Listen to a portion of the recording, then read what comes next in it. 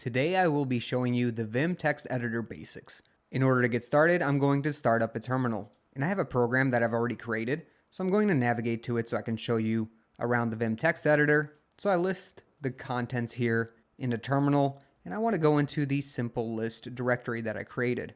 I'm going to change directories to the source directory, and I want to make an edit to a file called main.cpp with Vim. So if you want to open up a file using Vim, it's simple. You just do Vim space the file name. Notice on the right hand side, I do have a program that shows the keys that I'm using. That way you can follow along a little better while we're using Vim the text editor. But now I'm going to open up my first file, which is the main.cpp file. And I got an error here because most Linux systems actually come with the VI package instead of Vim.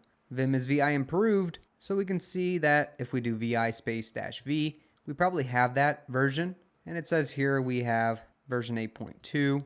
So if we want to install Vim to be able to use it, we just have to copy and paste this command here, which it's neatly given us. We paste that in and do sudo apt install Vim, we'll install that Vim package. After you've installed it, you can use Vim instead of VI, and I'm going to open up the file. So for me, it's main.cpp. I'm doing Vim space main.cpp and pressing enter. As you can see here, we have quite a few lines inside this file. You've officially opened a file. And if you look at the bottom, it's important to understand that it tells you what you currently have opened up, how many lines are currently located in the main CPP file, and it says 470 B.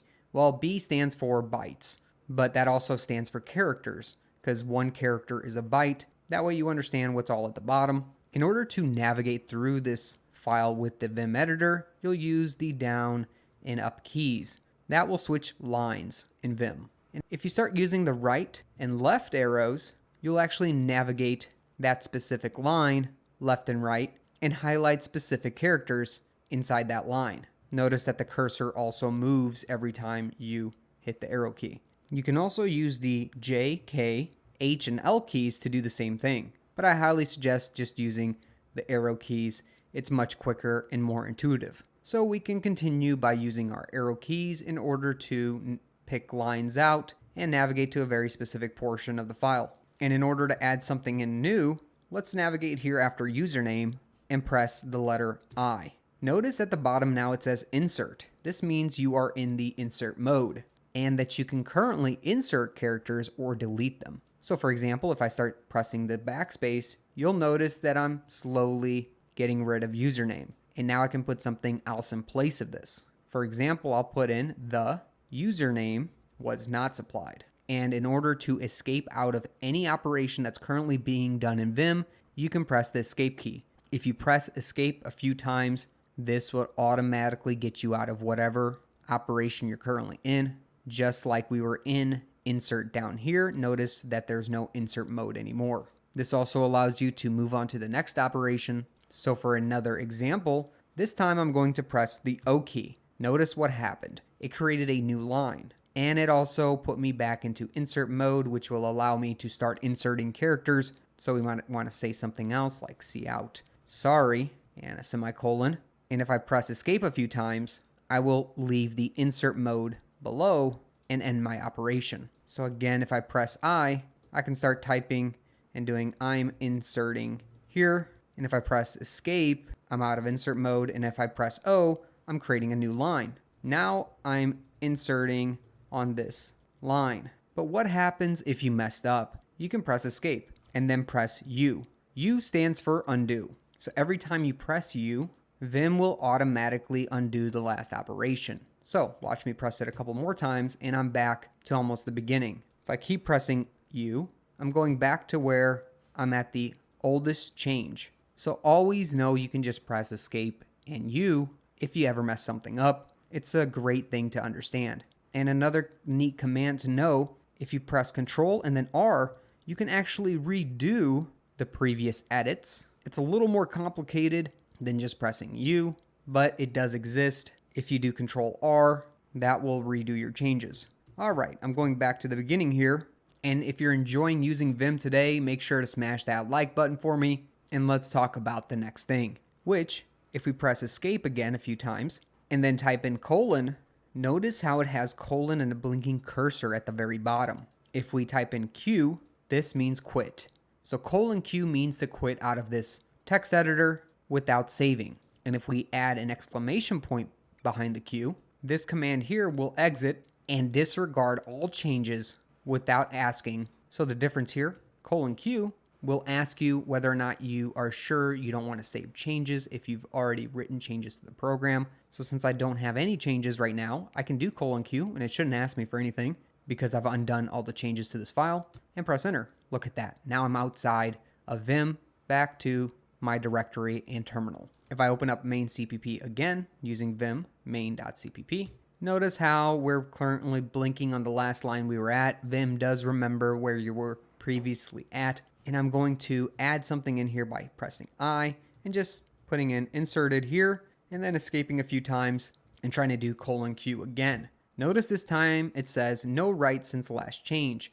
Add exclamation point or what they call bang to override. I don't want to save these changes, so I'm going to do escape and then :Q with an exclamation point and press enter. So that exited out of the program and completely disregarded the changes that I made. Let's go check. I'm going to open up main again and notice that inserted, the word I had put in, is not here. These are the bare basics here. The one other thing you really need to know is how to save a file. So if we just insert something, I'm just going to put something like make a change to this file. If I press enter, that's going to write my changes to the file. Notice how it says main CPP was written to, but that does not exit out of the program. If you want to do both a save and an exit, you can hit escape and do :X. That saves and exits out of the file at the same time. If I press enter, that'll save and exit, and we'll open up the main CPP file one more time, and notice that make a change to this file is still here. You're doing a great job so far. Let's learn even more about Vim. I'm going to do :Q with an exclamation point, press enter, and then go over to another file. This time I'm going to do Vim and then type in some new file. And if you want to add an extension, you can do a dot, like CPP for example, and then press enter. Now this opens up a brand new file ready for you to make changes to.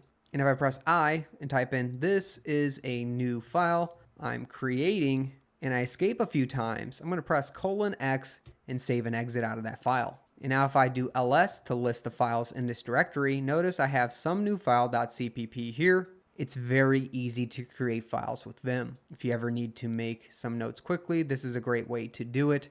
All right, this time I'm going to switch directories. I'm going to go back one directory and press enter. In the DB directory this time, I have a lists.sl file. I'm going to clear the terminal and open up that file. So vim lists.sl. In this file, I have a few users here: Savvy Nick, Savvy Bob, and Savvy George.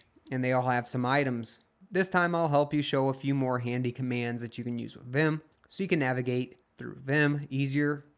With this file open, you'll notice that we have 15 lines available. Well, how do we get to a line easily? If I type in : and then put in a number such as 12 and then press enter, whatever number I typed in, it's going to take me to that line. Notice it took me to Savvy George because that is the 12th line in this file. Now I can press I and make an edit to this line. So it's very simple to navigate to a specific line if you know where you need to go. Again, if you just hit escape, type in a line number like 5, that takes me to line number 5. And if you are done with that operation, again, remember, just press escape a few times. Do not be shy with that escape key. Another example is if you type in / and then type in some text, this command will actually search whatever's after the /. So for example, if I just press enter, it says pattern not found, some text. Well, that's because some text does not exist in the file. Let's search for a pattern that actually exists.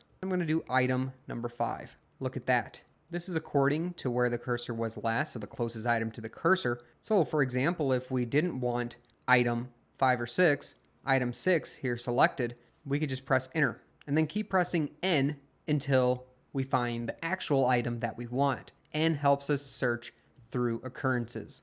Notice that it's skipping over a few of these items, such as the one in item 6, 9, and 11.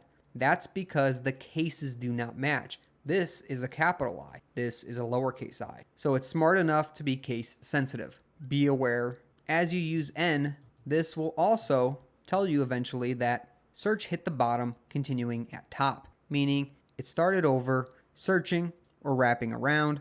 So how can you actually go back an item? Let's say I'm at item 6 here, but I want to go back to like item 5 or something. Well, you can press Shift and then N. So a capital N will get you back one previous item. So in order to go forwards, you just press N. To go backwards, you press Shift N. And if we escape a few times and we want to search for a different type of item, we can search for, let's say, a capital item. And now we're searching for a different type of item. If I press Enter and just press N, notice I'm highlighting different items this time. Shift N, we're going backwards through the items. So if you escape a few times, I want to show you a few more things that are very nice to know. If you go to a line and you highlight it and you press DD, as in David twice, that will delete the line that you currently have your cursor on. For example, I'll go to item 6 under Savvy Bob, press DD, notice it was deleted. If you only do D once, that's not going to do anything. You have to hit it twice. So if I do undo now, so I can get back to where I was, I'll show you another thing. If you want to delete more than one line at a time, that's possible too. Pay attention to the bottom right. If I type in, let's say, I'll go up here and delete these 1, 2, 3, 4 lines here, so Savvy Bob's only left. I can do that by first typing in a number. So that's 4 lines I want to get rid of, and then I'm going to type in DD. So that's 1, 2, 3, 4, 5. If I highlight this line and then type in 5, notice at the bottom it says 5, and then press DD twice, it will delete 5 line items. If I press U for undo, those 5 lines will be added back. All right, we're going to get into a few more commands that are more intermediate, but are really good to know. For example, Shift G takes you down to the very bottom line of a file. So if you have a lot of line items in a file and you really want to just look at the bottom, Shift G is a good way to do it. If you do GG twice, lowercase, that'll take you to the top of a file. Great thing to know in very long files, so you can instantly start from the top or bottom. Another cool one is DW, which deletes a word from wherever your cursor is pointing. So for example, how about here, DW, look, I'm only left with the hashtag. Control O and I helps you go between your current location and the previous location, aka jump forward or backwards. So Control O lets you go back. Control I lets you go forwards. If you'd like to just delete one character, this is very easy. Just select the character and press X. The last one I'll show you is if you press YY twice, that actually yanks a line. If we want to paste that line, we just press P and it will paste it right underneath the cursor. Fantastic. And since you made it to the end, I'm going to show you one great thing. If you use Vim Tutor, this actually comes pre-installed with Vim. It is a tutor to help you go through various different lessons with all the things that we talked about today. So make sure to check this out if you need more help. That should give you a basic understanding of how to use Vim. I hope you enjoyed this video today. If you did, smash that like button. Think about subscribing below. Join me in a great community on Discord, and I'll catch you in another video. Thanks for watching.